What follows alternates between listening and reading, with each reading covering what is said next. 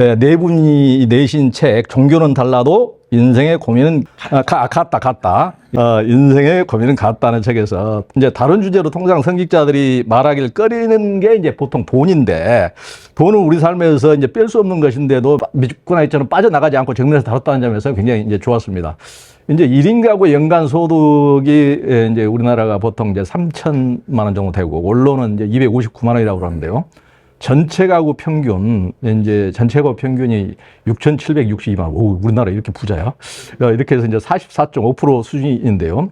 이제 네 분도 책에서 밝힌 소득을 보니까 우리나라 1인 가구 평균 소득과 별 차이가 없는 듯 하던데, 이 정도로는 한국에서는 이제 중산층의 삶을 누리기는 어려운데 돈이 없어 할 일을 못 한다거나 불편하다고 느끼시지는 않는지, 돈으로 이제 해보고 싶은 것은 없는지, 자신의 삶에서 돈이 어떤 역할을 하는지를 좀 한번 말씀해 주시죠.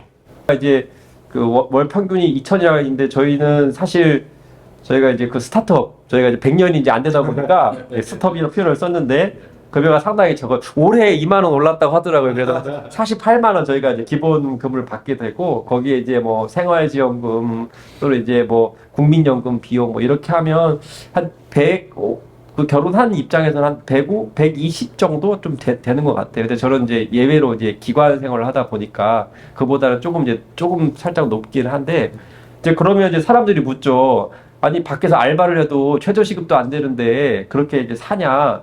근데 사실 종교인의 삶을 돈으로 이렇게 평가할 수는 없는 것 같아요. 왜냐하면 돈보다 더 큰 어떤 보람과 가치가 있기 때문에, 그렇기 때문에 이제 그런 속에서 우리가 이제 보람을 이렇게 느끼게 되는 거고, 그래서 돈 때문에 뭔가 이렇게 구애받거나 그러지는 또 않고, 그리고 이제 천주교하고 또 비슷한데 저희는 복지가 엄청 잘 돼 있어요.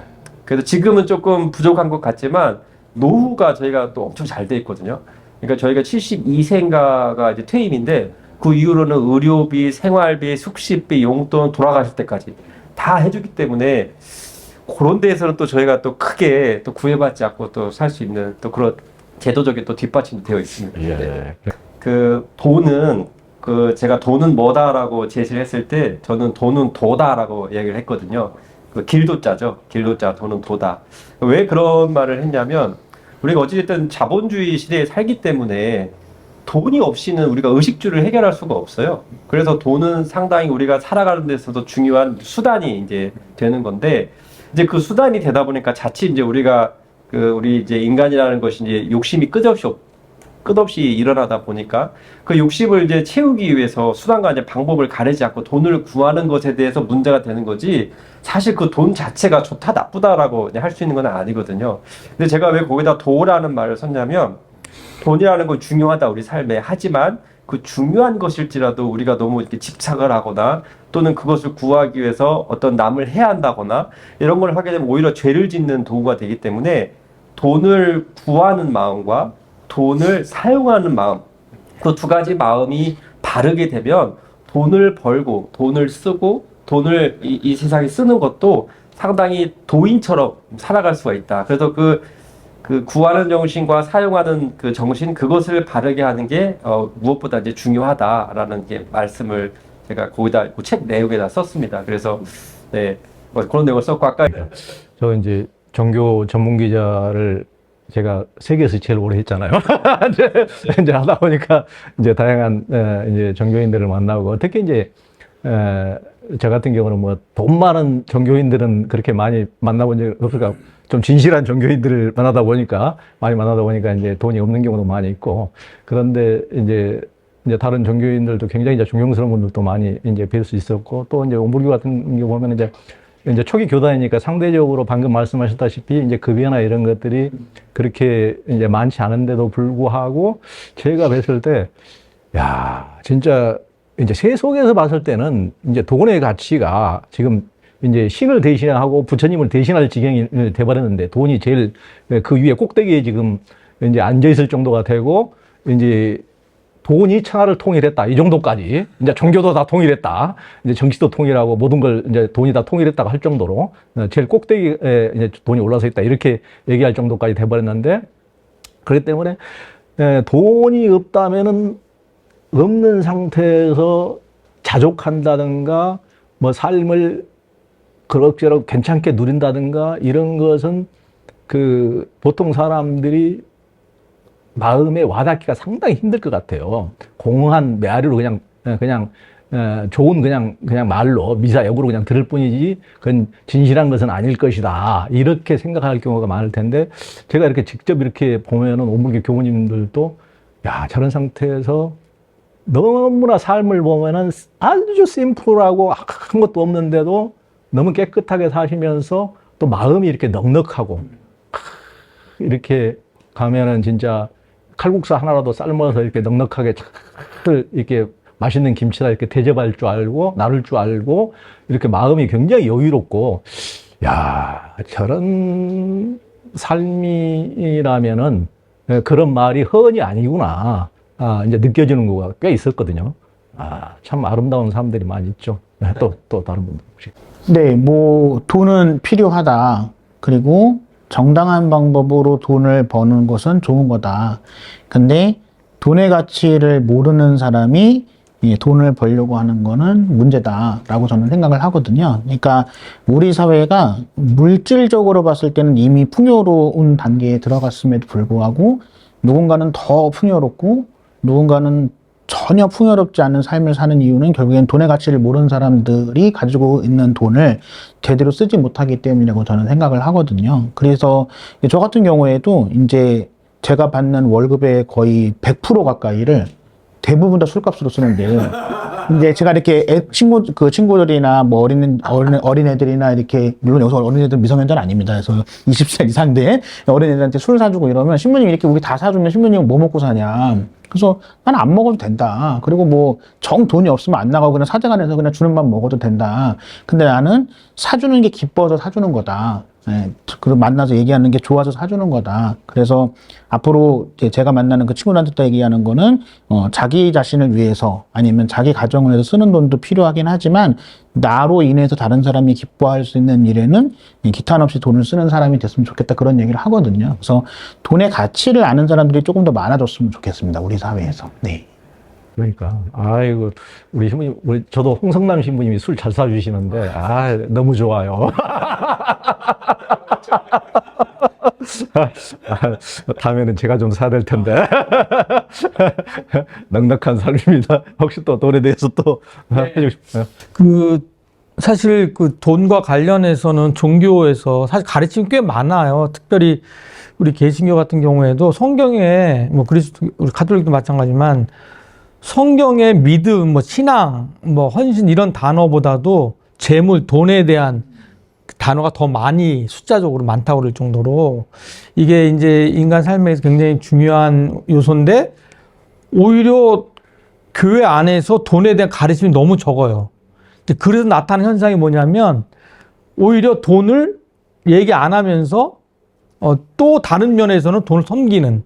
그래도 우리 이제 예수님 시대부터 벌써 예수님께서 말씀하셨잖아요. 그러니까 너희가 돈과 하나님을 동시에 섬길 수 없다. 그렇게 얘기한 것처럼 사실 그 당시에도 그렇고 지금도 마찬가지로 돈에 대해 굉장히 중요하고 신앙적인 문제인데 이 문제를 너무 개신교가 등한히 해오는 바람에 오히려 돈에 대해서 매이고 돈을 섬기고 너무 돈을 숭상하는 그런 어떤 그 이미지가 지금 한국 개신교 안에 있다. 그래서 많은 교회 종교 사회학자들이 그 개신교 비판할 때, 그 대형교회 비판할 때 많이 그런 얘기 많이 하잖아요. 그러면서 한편에서는 또 헌금을 엄청 강조하고 11조를 강조한다. 이게 얼마나 모순적이냐. 이제 그런 생각을 하게 됐는데 저는 그래서 돈에 대한 제 표현으로 하면 쩐의 신학이라고 표현했는데 쩐의 신학이 필요하다. 그게 빨리 좀 우리 개신교 안에 신학적인 작업이 많이 필요하다는 생각을 평소에 했는데요. 저는 사실 제가 돈에 대해서 뭐 이런저런 얘기를 하면 우리 와이프는 화날지도 몰라요. 왜냐하면 저는 아예 결혼하기 전부터 선포를 했어요. 저는 돈에 관한 한 내가 책임질 수 없을 거다. 결혼을 해도. 근데 한 번은 그러더라고요, 우리 와이프가.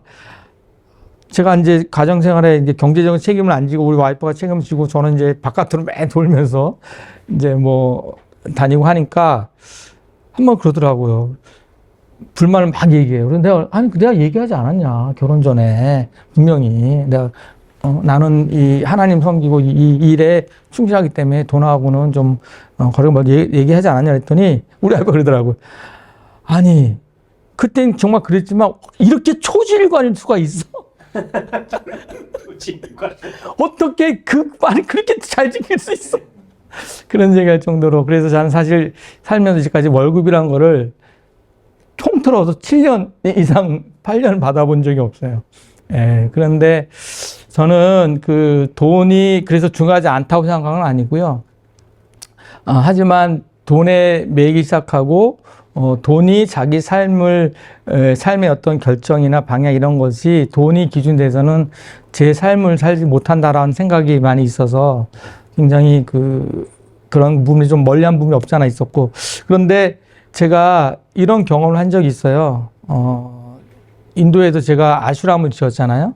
아슈람을 지금 3년 동안 짓는 과정에서 한 1년 반 짓고 나서 돈이 다 떨어졌어요. 떨어져가지고 정말 그 벽체로 그냥 80평, 몇 평 넘는 그 집이 이제 벽체로 서 있어서 1년 반을 이제 거의 비를 마치고 인도에서 야, 저 돈이 언제 들어와서 제가 집을 완성하나 막 이런 생각을 하면서 처음에는 막 답답하기도 하고 막 이랬는데 어느 순간 그런 깨달음이 오더라고요. 되어질 일이 저게 되어질 일이라면 돈은 들어오게 돼 있다. 그냥 너무 조바심하지 말자. 이제 그러고 나서 이제 다시 후원금이 들어오고 돈이 들어와서 이제 다시 졌는데 이제 그때 깨달았던 거는 정말 필요한다면 필요한 돈은 분명히 들어와 있다. 근데 내가 돈이 꼭 필요하다 생각했는데 안 들어와. 그거는 지금 당장 필요한 일이 아니라고 생각하면 된다. 돈 때문에 그때 막 매달려서 그렇게 마음 뺏기고 그러지는 말아야 되겠다라는 생각 그때 다시 한번 하게 된대요. 그래서 돈은 중요하고 또 우리가 살아가는 데 있어서 굉장히 좋은 수단이지만 성경의 말씀대로 돈을 사랑하는 순간 성경에는 돈을 사랑하는 것이 만 가지 악의 뿌리라 그랬거든요. 그런데 그때 사랑한다는 것은 일반적인 의미의 사랑이라보다 돈에 집착하는 걸 뜻하는 거거든요. 매여 있는 거. 그래서 돈은 중요하지만 매여 있지 않은 삶. 예. 그것이 제 어떤 모토였던 것 같아요. 네. 이거 보고 이제 사모님한테 그러니까 사모님한테 이제 평생 내가 돈 오르라고 이제 기대하지 마. 이렇게 이제 우리 독자들이 보고 남자들이 어떻게 하면 이렇게 장가를 잘 가실 수가 있습니까? 또 여자들이 보고는 앞으로 목사한테 절대 누구도 시집가지 마. 이렇게 다른 목사들까지 지금 장가길을 지금 아니요, 다른 목사들 돈 정말 잘 버는 목사 많아. 아니 개인 사업자다 보니까 예, 천차만별입니다. 네. 예수님은 6살 때 회당에서 돈통을 뒤집어 엎었는데 요즘에는 대형교회 목사님들은 이제 그럴 것 같아요. 이걸 지금 돈이라고 집어넣는가 하면서 뒤집어 엎는 거. 그래서 지금 넣는 것을 보기 위해서 교회에서 헌금통을 이렇게 눈앞에 보이는 데서 이렇게 돌린다는 얘기도 있고, 이렇게 보이는 데서 안 돌리면은 이제 조계사에 우리 스님이 계시니까 이제 조계사에 가끔씩 불전함을 개봉할 때 그럴 때 보면은 요즘에는 시중에서 1,000원짜리 찾아보기 어렵잖아요. 세상에 1,000원짜리는 조계사 불전함에 다 들어있어. 그래서 보이는 데서 돈통을 교회처럼 이렇게 돌리면 그래도 배춧잎 정도는 넣을 텐데 아무도 안 보이는 데서 불전함을 뒤에서 넣을 수가 있으니까 전부 다 1,000원짜리만 넣는다고 또 그런 얘기도 있더라고요. 아니, 천주교가 천주교 된 이유가 1,000원짜리는 천주교인데. 그래서 저는 제가 조계사 근무를 하는 동안 직접 불전 세본 적이 없어가지고. 그래도 열어보는 것은, 열어볼 때는 1,000원짜리가.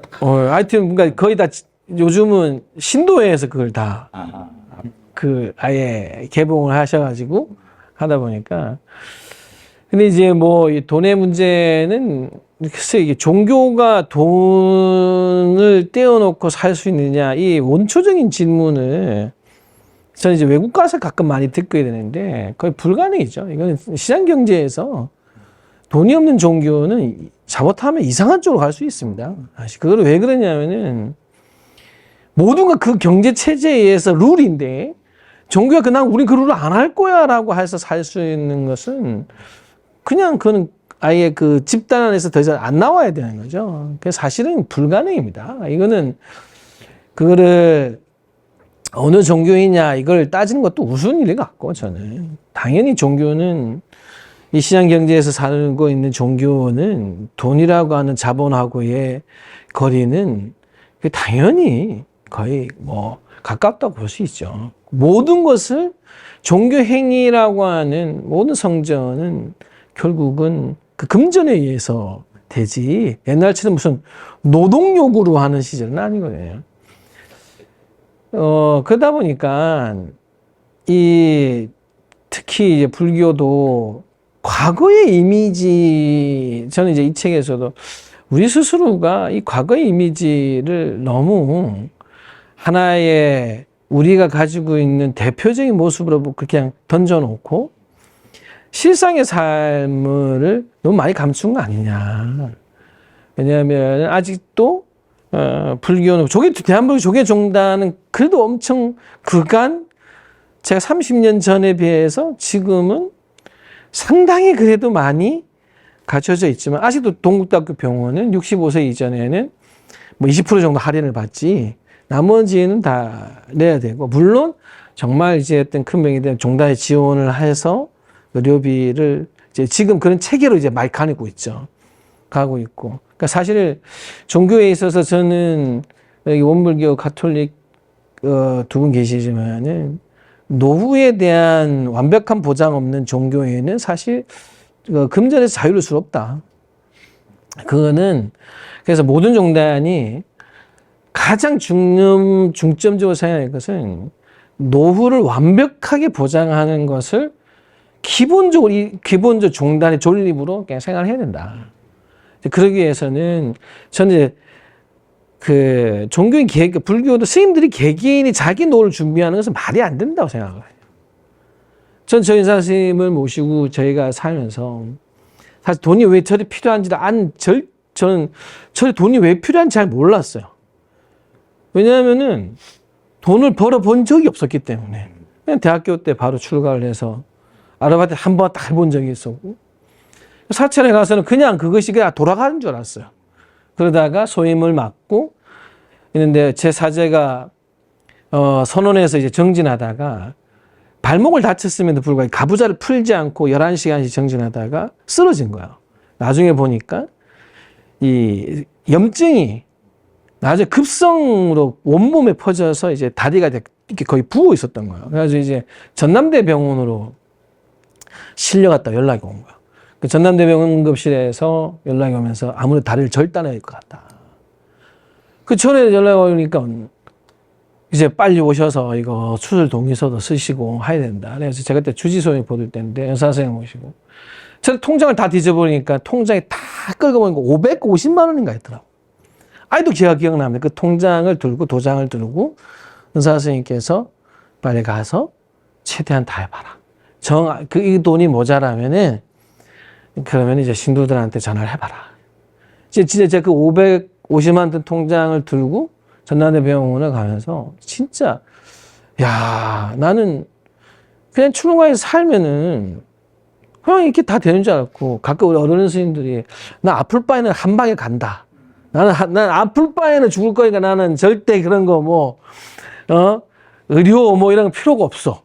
우리는 나 차라리 이 몸이 아프고 이 몸이 뭐가 아깝다고 나 이제 그냥 이 몸을 털고 간다. 털고 갈 수가 없는 사람을 본 거죠. 야 이거 안 되는구나. 그런데 어느 누구도 도와줄 수가 없어. 진짜 그 당시에 제가 그러면서 다행히 제 사제는 절단하지 않고 입원하고 치료를 하게 되면서 그때 갔다 와서 제일 먼저 한 게 저희 문중의 식구들 전부 다 의료보험을 드는 거였어요. 국가 의료보험은 해결 안 되더라고. 그래서 사적 의료보험을 전부 다 들었어요. 실손보험 같은. 그때 당시에 그게 막 반대하는 사형사제도 있었어요. 스님이 무슨 의료보험을 드느냐. 말씀드렸죠. 이 상황 생기면 자르냐 마느냐 간다. 이제 와서 속가로 갈 거냐. 그럴 수 없지 않냐. 해야 돼. 그래서 제가 그런 걸 겪으면서 솔직히 종교인이 돈에서 자유를 쓰는 확률은 매우 적다. 그거는 수행자도 마찬가지다.